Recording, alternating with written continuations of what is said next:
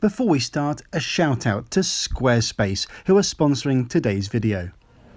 Hello and welcome to another video. I'm Paul Lucas and today I am at Newark Airport in New Jersey here at Terminal B, and I'm flying with Delta on a couple of really old and really beautiful aircraft, the MD-80 series, taking an MD-88 down to Atlanta, Delta's super hub, and then I'm flying up to Chicago O'Hare on the stretch version, the MD-90. It's going to be a great trip. These are aircraft you either love or you hate. Let's get on with it. With American Airlines retiring their last MD-80 series aircraft in September of this year, Delta are also following suit with the MD-80 series aircraft they use to be retired by this time next year. With this in mind and the fact that I absolutely love the MD-80 aircraft, it was time for me to book a joyride with Delta Airlines. I really just want to convey why I love this aircraft in this video. I don't really intend for it to be an in-depth review of Delta's product. My day started at Newark Airport in Terminal B. This is shared between multiple airlines. The terminal here has a slightly outdated circular design which harks back to the 70s and 80s. Even so, there were copious power outlets available for passengers to use and the benefit of enormous windows looking out onto the apron and runway. I was just in time to catch the world's longest flight, Singapore Airlines between Newark and Singapore, taking off.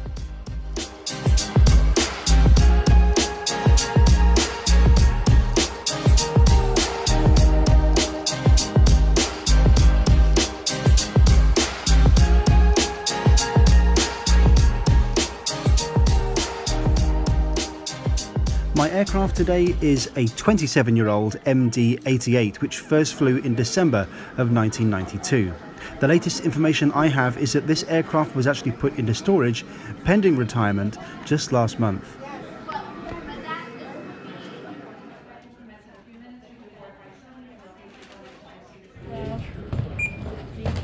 Delta is replacing these MD-80 series aircraft with larger Airbus A321s and Boeing 737s. The airline is also adding Airbus A220 aircraft to its fleet. In my opinion, that's the greatest short-haul airliner on the market at the moment. There are plenty of reasons why these aircraft are better for customers than the MD-80 series which you'll be seeing today, but these are quite rare types to get in Europe, and being from the UK, I feel obliged as an enthusiast to get as many miles on them as I can.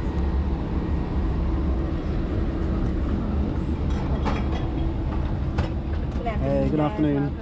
The first class cabin consists of 16 seats, 4 rows arranged in a 2+2 configuration. These are pretty standard first class armchairs, but there is no seatback entertainment on the MD-80 series. Delta haven't installed it because these aircraft are due for retirement. Despite having the updated colour scheme in the cabin, there are plenty of clues in the cabin textures and finishes that give away the fact that this aircraft is older than most of the rest of Delta's enormous fleet.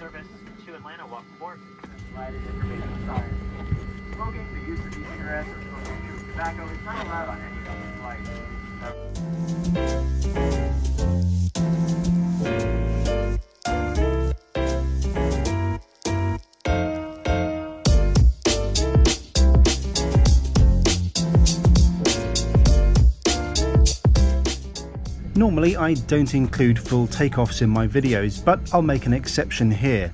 The MD-80 series is so quiet up front with its rear-mounted engines.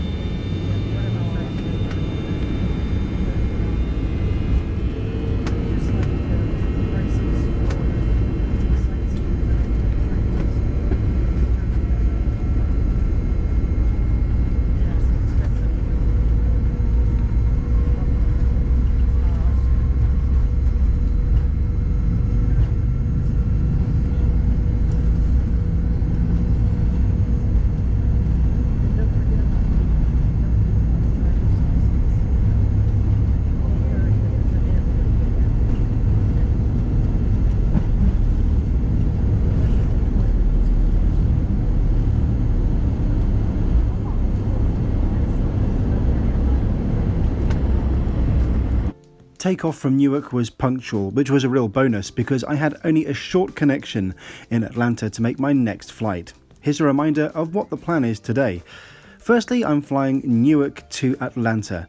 It's 745 miles and takes just under 2 hours flying time. Next, I'm connecting up to Chicago O'Hare, a little shorter at 1 hour and 40 minutes and 603 miles. Despite not having seatback entertainment, all of Delta's MD-80 series aircraft have Wi-Fi, which means that you can connect via the app to check out your flight time and your connection details if you're connecting through one of their hubs. I find this a great feature. In fact, most American carriers do have excellent connectivity on board. I'll definitely give them that. Having had a very disappointing experience on Delta One just a few days prior to this flight, I was pleased to see there would be no repeat. Lunch was excellent, the cabin crew outstanding, and overall this was a perfectly pleasant flight down to Atlanta.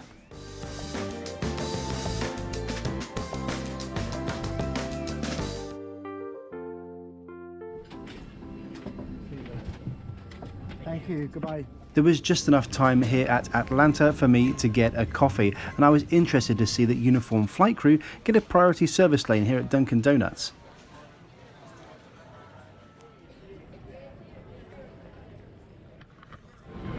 Okay, so flight 1 of 2 on the Mad Dog complete. I'm just heading to my next gate, which is B27 towards the far end of this concourse. Only got a 55-minute connection here, so it's pretty good that I don't have to change concourses. Atlanta is huge and laid out in what they call a toaster rack configuration. So you have to get a train or walk in the underground tunnels between all the mini terminals, the concourses. So yeah, let's go find the next plane.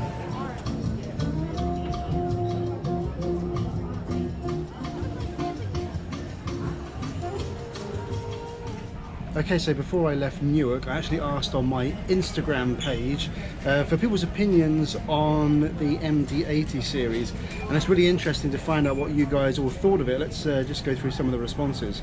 Don Juan 28 says it's the most beautiful plane ever. Ryan Fazenmeyer says I love it. Nicholas Zimos says it's quiet but sexy. Janitor Denise says it's the workhorse of most airlines. Great aircraft overall. Kieran says it's horrible. Turtleback says it looks like a pencil. Cameron Garrett says I loved it when I travelled from Atlanta to Miami, a dream come true for a British av geek. I can definitely identify with that. Avery Alexander isn't really sitting on the fence here. He says ugly, loud, bad aircraft. D. Glover sends a very interesting comment, and one which I definitely agree with. It says it needs to be retired for newer aircraft, good workhorse, just old and worn out. And that is pretty much the situation with the MD-80 fleets at the moment. American Airlines have a few which they're all phasing out in the coming months.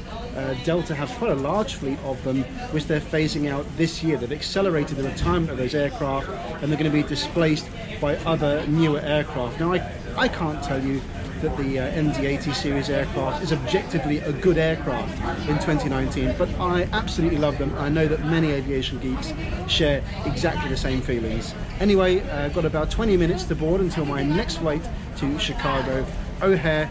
Really looking forward to it. This is on the MD-90, which is the stretched version of the aircraft.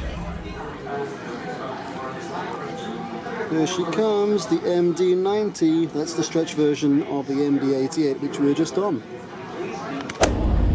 Flight 2 of 2 off to O'Hare.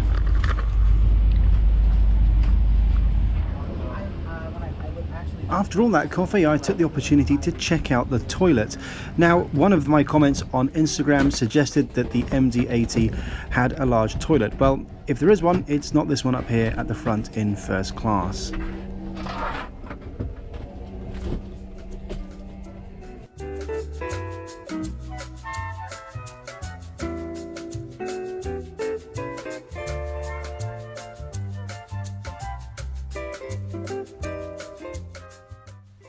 Internally, the MD-90 is very similar to the MD-88 you just saw me on. However, there are a couple of minor cosmetic differences, and well done to anyone that can spot them. Let me know your answers to this conundrum in the comment section below. Flying the MD-90 is such a privilege. Because it's even longer than the MD-88, it's extraordinarily quiet up the front. It was time for me to kick back and relax and enjoy some of the American catering offered on Delta Airlines. I had a Dr. Pepper, which is not a drink you find too often in Europe on their airlines. Service on most shorter flights in first class in the USA consists of just soft drinks, alcohol, hot drinks and snacks, and that was no different here. The excellent Wi-Fi on board let me know that we were soon approaching Gary in Indiana. Now, I used to chuckle at this place name because I used to fly in this area all the time on Microsoft Flight Simulator for a reason you're about to discover. As a kid, I couldn't really get around the fact that they'd called an airport Gary, and here it is. And why did I fly here so often? Well, this island you can see here off the coast of Chicago used to be Merrill C. Meigs Field. This was a small general aviation airport serving the downtown Chicago area, and for decades it was the default airport in Microsoft's Flight Simulator series, all the way from version 1 upwards. The very existence of the airport had been precarious for a number of years, and in 2003, the then mayor of Chicago, Richard Daley, invaded the airport with bulldozers and scored enormous X's in the concrete, rendering it completely unusable. The airport was closed, illegally and without notice, and remaining aircraft had to take off using the parallel taxiway. Nowadays, whenever I pass the former site of Meigs Field, which is now an urban park, I can't help but feel a tinge of nostalgia for an airport I never actually visited in real life. Sadly, with the accelerated retirements of Americans and Delta's MD-80 series aircraft, this is likely to be my last ever trip domestically in the United States on one of these wonderful airliners. Deltas will still be around for about 6 months or so, and possibly even a little later from the publication of this video. They're mostly centered around Atlanta, Minneapolis and Detroit, so if you want to ride one, you need to do it pretty soon and fly into or out of one of those airports to maximize your chances. I'd really like it if you could leave your comments below if you've flown on the MD-80 series aircraft. I know that they're not everyone's favourite aircraft, so please let me know what you think of them, whether it's good or bad. I know that some of you have a lot of experience with these planes, and I'd love to hear your nostalgic thoughts on them. Today's video sponsor, Squarespace, gives people a powerful and beautiful online platform from which to create your website. Squarespace's traffic overview feature helps you track trends in page visits and views to better optimize your posts.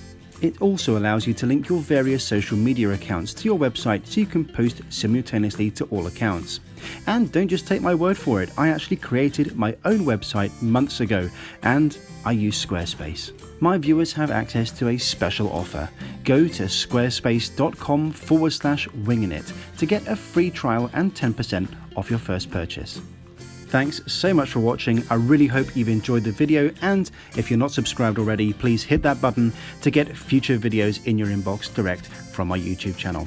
Thanks, and I'll see you next time.